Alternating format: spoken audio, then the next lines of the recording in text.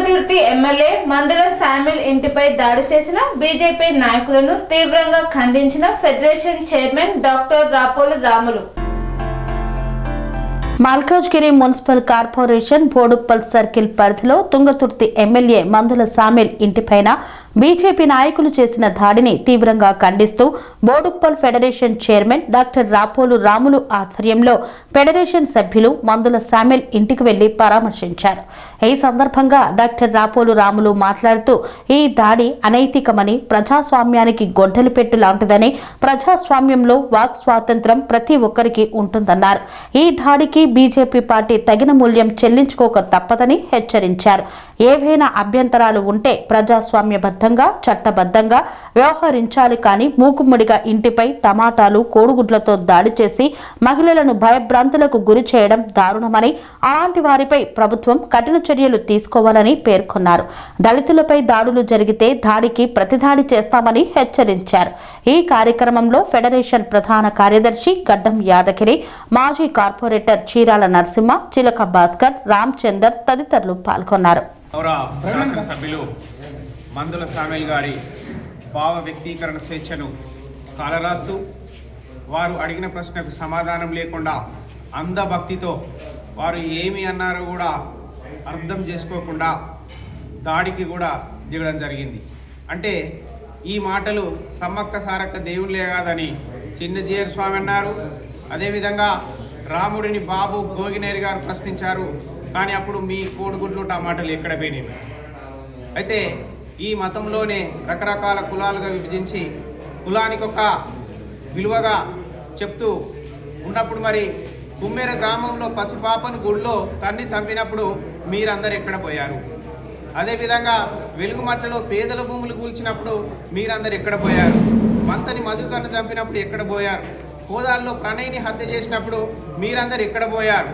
అంటే ఇన్ని రుగ్మతల మీద పోరాటం చేయలేని మీరు మీ అంధభక్తితోటి కేవలం ఈ మాటల్ని, ఎందుకంటే వేదాలు అర్థం కాలేదు అనే మాటకి ఇంతగా ఎందుకు స్పందించారు? ఇన్ని శాఖోపశాఖలుగా విభజించి మనుషులను విభజించి వారికి ఒక విలువను అంటగట్టి ఈ దేశం లోపల బ్రాహ్మణ క్షేత్ర వైశ్య శూద్ర అంటే ఇప్పటికీ కూడా బాబాసాహెబ్ అంబేద్కర్ రాజ్యాంగం అమలైనప్పటికీ కూడా ఇది చాపకింది నీరుల మనువాదులు మనుశాస్త్రం మాత్రమే అమలవుతుంది. ఇప్పుడు బహుజనులు దీని అందరినీ కూడా గమనిస్తూ మీరు మీ పుట్టిన పంచలు చచ్చే వరకు కూడా బ్రాహ్మణుల క్రతువులతో జీవిస్తారా? లేదంటే బాబాసాహెబ్ అంబేద్కర్ ఏదైతే 17 ఆర్టికల్ ప్రకారం అంటరాని వ్యవస్థ నేరమని చెప్పాడో దాన్ని ఆహ్వానిస్తారా? లేకుంటే బ్రాహ్మణులను ఆహ్వానించి మీరు అంటరాని వారుగా మిగులుతారా? ఆలోచించుకోవాల్సిన తరుణం ఆసన్నమైనది. అందుకే దీన్ని అందరూ కూడా ఏదైతే కమ్మవారు రెడ్డివారు ఎవరైతే వ్యతిరేకిస్తున్నారో వారిని వీళ్ళు వ్యతిరేకించట్లేదు. కేవలం గౌరవ శాసనసభ్యులు దళితుడు అని చెప్పేసి అదేవిధంగా దళితులు ఎవరు మాట్లాడినప్పటికీ కూడా దీన్ని వ్యతిరేకిస్తూ వాళ్ళ మీద దాడులు చేస్తూ వాళ్ళ మీద పరువు హత్యలు చేస్తూ ఈ విధంగా కొనసాగుతుంది. అందుకే ఈ సందర్భాన్ని నేను గుర్తు చేస్తున్నాను. అంటరాని వ్యవస్థ చాప కింది నీరులా ఇప్పటికి కూడా ఇదే విధంగా కొనసాగుతుంది. ఎప్పుడైతే మన వారందరూ కూడా మనకు ఒక ప్లాట్ఫామ్ అంటూ లేనప్పుడు మన భావ వ్యక్తీకరణ స్వేచ్ఛ మనకు ఉండదు అనే విషయం చాలా స్పష్టంగా ఇక్కడ అర్థమవుతుంది. అందుకే దీన్ని అందరూ గమనించాలి. దీన్ని జ్ఞాననేత్రంతో చూడాల్సిన పరిస్థితి ఏర్పడింది. మీ మనోనేత్రంతో చూస్తే, మీ ఉత్త కళ్ళతో చూస్తే ఏమీ అర్థం కాదు. ఇది ఒక మందుల శామ్యూల్ గారి మీద జరిగే కాదు, దాడి కాదు. ఇది మొత్తం మనవాదులు ఎవరైతే ఇక్కడ ఉన్న దళితుల మీద, వారి యొక్క అస్తిత్వం మీద, వారి యొక్క ఆత్మగౌరవం మీద దాడి జరిగింది. దీన్ని తీవ్రంగా మేము ఖండిస్తున్నాము.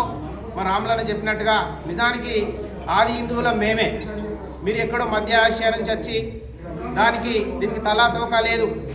దీనికి ఎక్కడ కూడా తల్లిదండ్రి లేరు. ప్రతి మతానికి కూడా ఒక బేస్ ఉంది. దీనికి ఒక బేస్ లేదు. బేస్ లేదు కనుకనే ఒక ఖచ్చితంగా బైబిల్ను అవపోసన పెట్టిన వారు పాస్టర్ అవుతున్నారు, ఖురాన్ అవపోసన పెట్టిన వారు ముల్లా అవుతున్నారు. కానీ ఇక్కడ బ్రాహ్మణులు మాత్రమే బ్రాహ్మణులుగా మిగులుతూ దీనిని వాళ్ళ ఆర్థిక వ్యవస్థగా మార్చుకొని వాళ్ళ జీవనాధారం కొనసాగిస్తున్నారు. ఇందులో భగవద్గీతను అవపోసన పట్టినప్పటికీ కూడా వేరే కులాలకు అంతటి విలువ లేదనే విషయం అందరూ కూడా గమనించాలి. దీన్ని మానవనేత్రంతో చూడాలి, అర్థం చేసుకోవాలి. దీన్ని తీవ్రంగా ఖండిస్తూ ముందుగా జాగ్రత్తగా ఉండాలని నా జాతులందరికీ కూడా నేను ఒక విద్యావేత్తగా మనవి చేస్తున్నాను. మొన్న ఏదైతే గౌరవ తుంగతుర్తి శాసనసభ్యులు మందుల సామెల్ గారి ఇంటి మీద దాడి జరిగినటువంటి సంఘటనను మేము తీవ్రంగా ఖండిస్తూ ఉన్నాం. భారత రాజ్యాంగంలో ప్రతి వ్యక్తికి కూడా తన మనోభావాలను తెలిపేటువంటి హక్కు ఉంది. ఈరోజు గౌరవ శాసనసభ్యులు చెప్పింది కూడా అదే. ఏదైతే బ్రాహ్మణులు సంస్కృతం మాట్లాడుతారో ఆ సంస్కృతం అనేది సాధారణ ప్రజలకు అర్థం కావట్లేదు. వాళ్ళు మనల్ని తిడుతుర్రా, మనల్ని పొగుడుతుర్రా, మనకు మంచి చేస్తుర్రా అనేది మనకు అర్థం కావట్లేదు అని అన్నారు. ఈ బీజేపీ చదువుకోనినటువంటి మూర్ఖులు దాన్ని వ్యతిరేకించి దాన్ని తప్పుగా అర్థం చేసుకొని ఈరోజు ఎమ్మెల్యే గారి ఇంటి మీద దాడి చేయడం జరిగింది. నేను ఒకటే అడుగుతున్నా, ఏదైతే బ్రాహ్మణులు మీకు అర్థమవుతుందో లేదో నేను చెప్తా వినండి. ఏమన్నారు బ్రాహ్మణులు? సకలం మొత్తం దైవాధీనం అని చెప్పారు. ప్రపంచం మొత్తం దైవాధీనం, దైవం మంత్రాధీనం, మంత్రం బ్రాహ్మణాధీనం అని చెప్పేసారు. అంటే సమస్తం మొత్తం బ్రాహ్మణుల ఆధీనంలో ఉందని చెప్పారు. దీనికి మీరు ఏకీభవిస్తుర్రా? గత 40-50 సంవత్సరాలకించి కూడా ఇలాంటి అణచివేతలన్నీ వద్దు అని చెప్పేసి భారత రాజ్యాంగ సృష్టికర్త డాక్టర్ బిఆర్ అంబేద్కర్ గారు రాజ్యాంగాన్ని రచించి వాళ్ళందరికీ సమాన హక్కులు కల్పించారు. అలాంటి హక్కులను మీరు కాలరాసే విధంగా, అలాంటి హక్కులను మీరు ఇలా తుంగలో దొక్కే విధంగా మీరు చేస్తున్నటువంటి దాడిని మేము తీవ్రంగా వ్యతిరేకిస్తాం. దీన్ని మాదిగ జాతి జాంబవ ఐక్యవేదిక చూస్తూ ఊరుకోదు. మీకు దాడికి ఇంతకుముందు మా చైర్మన్ గారు చెప్పినట్టుగా దాడికి ప్రతి దాడి ఖచ్చితంగా ఉంటుంది. ఖబర్దార్ అని చెప్పేసి సందర్భంగా హెచ్చరిస్తున్నాము. Thank you.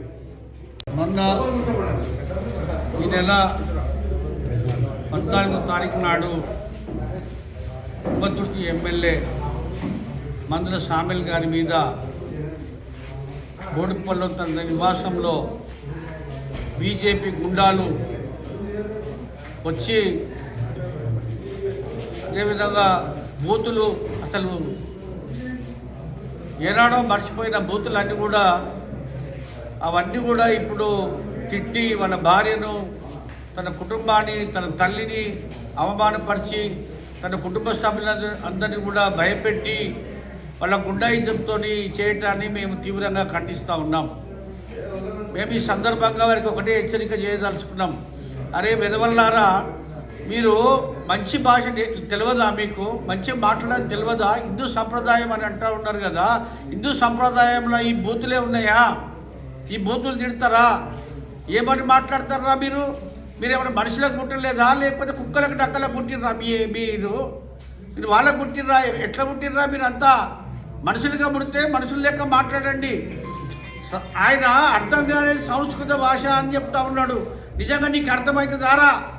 నీకు అర్థమైందా? ఇంట్లో ఎవరికైనా అర్థమవుతుందా చెప్పు. నువ్వు మాట్లాడిన నా కొడుకులారా, ఇప్పుడు రండి రా, మేము ఎదుర్కొంటాము, మాట్లాడదాం రా, డిబేట్ పెట్టి మాట్లాడదాం.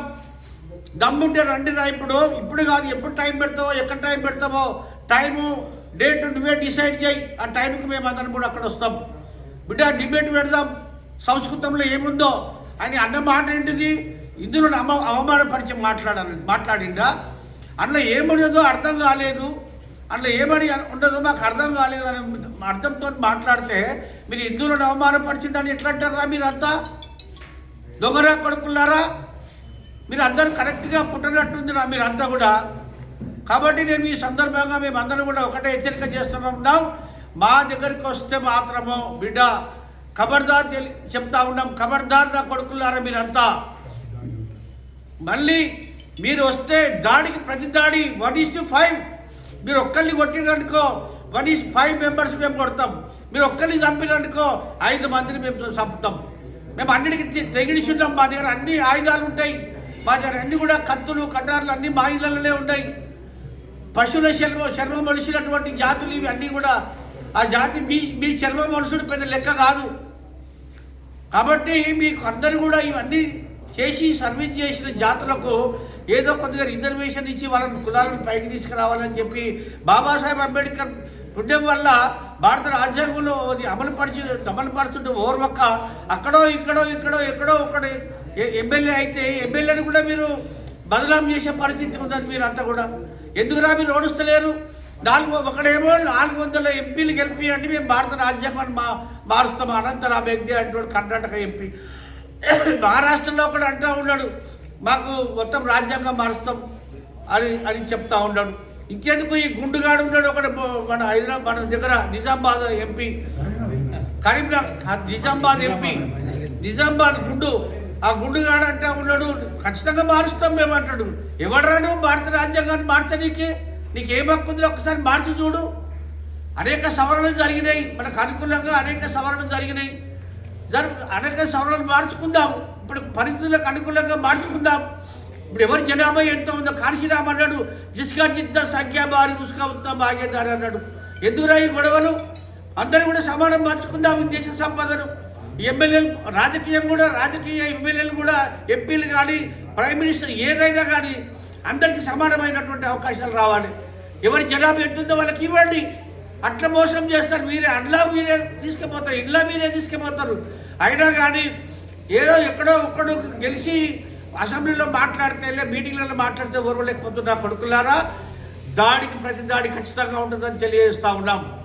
నేను చెప్తా ఉన్నా మళ్ళీ నాకు కూడా అర్థం కాలేదురా. ఇక్కడ ఉన్న ఎవరికి అర్థం కాలేదు. నీకు అర్థమైందా చెప్పురా నా కొడుక. ఏం భాష రానిది? మాకు సంస్కారం అడ్డొస్తుంది మేము మాట్లాడాలంటే. మేము చదువుకున్నాం, ఎడ్యుకేటెడ్స్ కాబట్టి, విద్యావంతులం కాబట్టి ఆ భాష మాట్లాడడం మాకు అడ్డం వస్తూ ఉంది. కాబట్టి మళ్ళీ ఇట్లా మాట్లాడితే నాలుకెళ్ళకి వస్తాం బిడ్డ.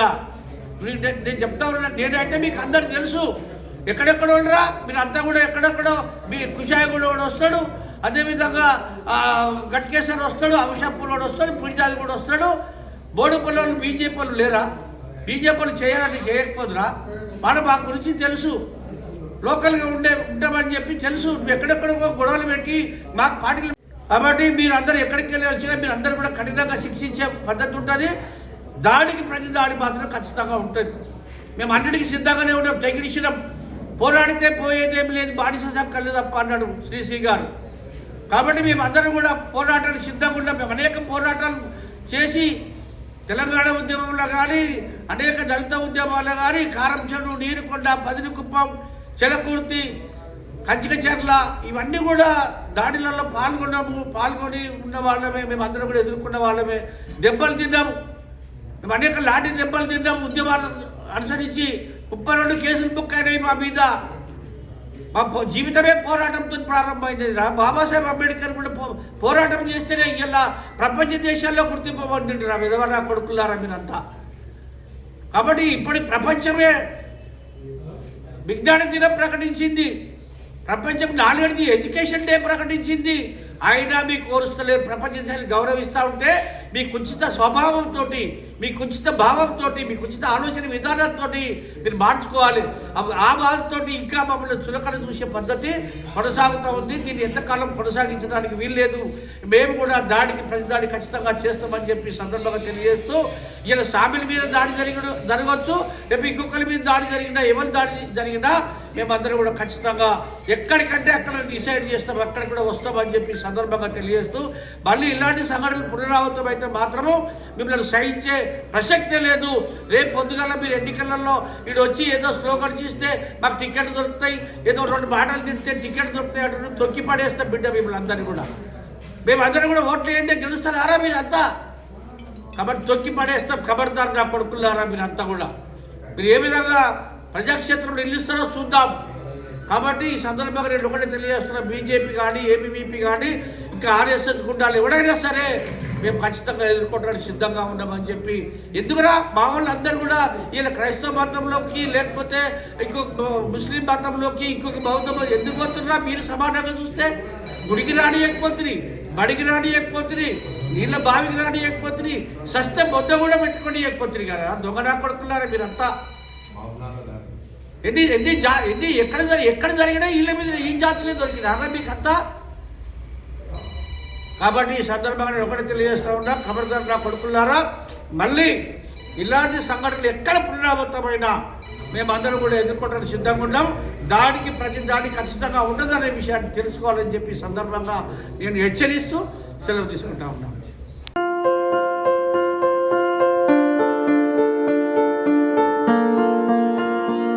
సంస్కృతి సంస్కృతి సంప్రదాయం ప్రేమ ఆప్యాయత రాజసం ఉట్టిపడే వేడుకలకు అనువైన ప్రదేశం ఎంఎల్ఎన్ కన్వెన్షన్ హాల్. కని విని ఎరుగని రీతిలో జరిగే మీ ఇంటి కళ్యాణ వైభోగానికి అందమైన కళ్యాణ వేదిక MLN convention hall. MLN convention hall ప్రత్యేకతలు: సువిశాలమైన wedding halls, centralise AC banquet hall మరియు విశాలమైన డైనింగ్ హాల్, వధువరుల కోసం ప్రత్యేక ఏసీ మరియు నాన్ ఏసీ గదులు, నక్షత్రాల వెలుగులో పచ్చని పచ్చికపై పార్టీల కోసం అనువైన గార్డెన్.